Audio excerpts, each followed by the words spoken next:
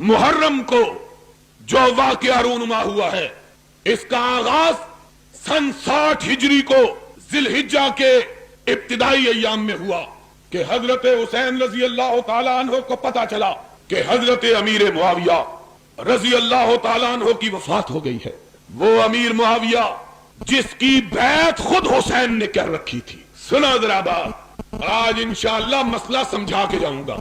वो मुआविया जिसकी बैत खुद हुसैन ने की हुई थी, हुसैन ने भी की थी, जिसकी बैत उसके भाड़े भाई हजरत हसन ने भी की हुई थी, वो मुआविया फौत हुए। और जाकिर, वाइज और हमारे अनपढ़ मौलवी भी हजरत मुआविया का नाम लेते हुए हिचकिचाते हैं, उन पर दुश्मनाम देते हैं। उनसे जाके पूछो कि जाओ, हम तो साबित कर रहे हैं सिद्दीक और फारूक और उस्मान की खिलाफत को, लेकिन अगर तुम हमसे पूछते हो तो हमको ये बतलाओ कि मसला सिर्फ सिद्दीक, फारूक और उस्मान का नहीं, बल्कि तुम्हारे दो मासूम इमामों ने तो हजरत मुआविया की इमामत को भी माना हुआ है, हजरत मुआविया की खिलाफत को भी तस्लीम किया हुआ है। और अगर मुआविया की खिलाफत गलत थी तो सन 40 हिजरी से लेकर सन 60 हिजरी तक 20 साल के तवील अरसे में हुसैन ने मुआविया की खिलाफत को चैलेंज क्यों नहीं किया? बतलाओ। 20 साल मुआविया की खिलाफत को जनाबे हुसैन ने रजी अल्लाह ताला अन्हुमा कबूल किए रखा, एक लफ्ज जुबान से लिखा। और हवाला सुन्नियों की किताब का नहीं, हवाला शिया किताब रिजाले कशी का करबला के अंदर शियों ने किताब छपवाई है। 3री सदी हिजरी, आज से 1200 साल पहले का मुसन्नफ है। और दूसरी किताब हयातुल कुलूब मुल्ला बाकिर मजलिसी ईरानी की, जो ईरान के शिया प्रेस ने छापी, उसका हवाला है। दोनों किताबों के अंदर लिखा है कि हजरत हसन रजी अल्लाह ताला अन्हो ने जब हजरत मुआविया रजी अल्लाह ताला अन्हो से सुलह की तो शराइत तय हुई। उसके बाद हजरत मुआविया रजी अल्लाह ताला अन्हो ने हजरत हुसैन की शराइत को तस्लीम किया, हजरत हसन की शराइत को तस्लीम किया। जब शराइत तस्लीम हो गई, हजरत हसन ने अली के बेटे ने खिलाफत से दस्तबरदार होकर उस मस्जिद के अंदर, जिस मस्जिद को उनके बाबा हजरत अली ने बनवाया था, उस मस्जिद के अंदर अपने बाप हजरत अली का मिंबर रखवाया और उस पर हजरत अमीर मुआविया को बिठाया। खुद नीचे बैठे, मुआविया को ऊपर बिठाया। कहा, कायनात के लोगों सुन लो, आज रसूल का नवासा अली का बेटा खिलाफत से दस्तबरदार होकर अपना खलीफा अमीर मुआविया को मान रहा है। ये हजरत हसन रजी अल्लाह ताला अन्हु ने किया। जाओ, ये तुम्हारी दोनों किताबों का हवाला। खुद अकेले नहीं आए, हुसैन को साथ लेके आए, हुसैन को साथ लेके आए। अपनी फौजों का कमांडर कैस इब्ने साद इब्ने उबादा, वो भी साथ है। कहा, अमीर मुआविया रजी अल्लाह ताला अन्हु मेरा इमाम है। फिर हुसैन की तरफ देखा, उस हुसैन की तरफ जिनका नामे नामी इसमें गिरामी लेकर तुम सिद्दीक और फारूक पे कीचड़ उछालते हो, उस हुसैन की तरफ देखा।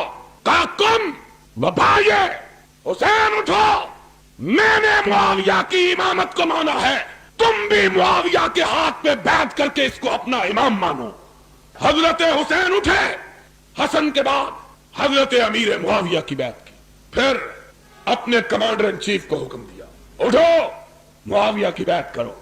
कहा, उठो, बैत करो। फौजी आदमी था, इधर देखा उधर देखा, अब क्या करूं? हजरत हुसैन की तरफ देखता। तेरी किताब का हवाला, मैं कहा करता हूं, उन्हीं की महफिल सवारता हूं, चिराग मेरा है रात उनकी, उन्हीं के मतलब की कह रहा हूं, जुबान मेरी है बात उनकी। जाओ, अगर कोई शिया दोस्त खड़ा है, उसे काबे के रब की कसम है, दुनिया के किसी जाकिर से पूछे, अगर कोई मां का लाल इस हवाले को गलत साबित करे, लाहौर में बैठ कर कहता हूं, अपनी इस मस्जिद में बैठ कर कहता हूं, मुंह मांगा इनाम दूंगा। और अगर हवाला सच्चा या अपनी किताब को आग लगा दे या अपने बातिल अकीदे को आग लगा दे, एक बात को मान,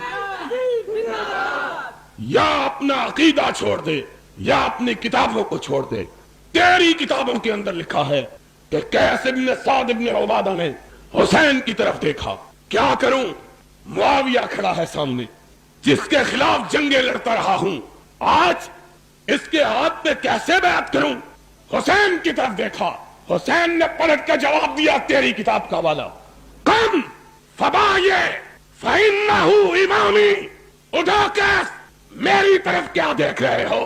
اور جس کے ہاتھ پہ حسن و حسین نے بیعت کی وہ پوری کائنات کا امام ہے. دنیا کا کوئی شخص اس کی امامت کو مانے بغیر رہ سکتا نہیں. قم فبایے فإنہ امامی. اور جس کو تیرے دو معصوم اماموں نے امام مانا ہے تو اس کا انکار کرنے کی جرات کیسے کرتا ہے؟ ان کے خلاف کیسے بات کرتا ہے؟ یا سیدھی طرح بات کہے کہ تجھ کو اس بات کا علم ہے جس کو تیرے اماموں کا علم نہیں تھا، اور تو یا کہے کہ تو حق پر ہے اور تیرے امام حق پر نہیں تھے. معاذ اللہ. پھر وہ عقیدہ عصمت کا باقی رہتا. عقیدہ امامت کے لیے یہ ہے کہ امام وہ ہوتا ہے جس سے کوئی غلطی ہو سکتی تو ہے. ایک بھی امام نہیں. کتنے امام؟ ایک حسن اور دوسرا، دونوں نے بیعت کی. تو بات یہ کہہ رہا تھا سن 60 ہجری میں، اور باتیں بتلاؤں تو پھر سن لو. آج تعلق کا عالم یہ تھا. آج باتیں کرتے ہیں مروان کی، عبد الملک کی اور حضرت امیر معاویہ کی. جاؤ اپنی کتابوں کو اٹھا کے دیکھو. 20 سال حضرت معاویہ رضی اللہ تعالیٰ عنہ نے حکومت کی ہے. کتنے سال؟ 20 برس بلا شرکت غیرے حکمران اور خلیفۃ المسلمین اور امیر المومنین رہے ہیں. حسین بھی ان کی رعایا اور حسن بھی ان کی رعایا. بس رعایا. جا اپنی کتابوں کو اٹھا کے دے. تیرا مرزا عباس قمی منتہی المقال میں ملا باقر مجلسی جلاء العیون میں لکھتا ہے کہ جب تک نمازیں امیر معاویہ کے مقرر کردہ گورنر مدینہ مروان کے پیچھے پڑھتے رہے، حسن بھی حسین بھی نمازیں کس کے پیچھے پڑھتے رہے؟ امیر معاویہ کے قائم کردہ گورنر مدینہ مروان کے پیچھے. آج باتیں کرتے ہیں مروان ایسا اور امیر معاویہ ایسا.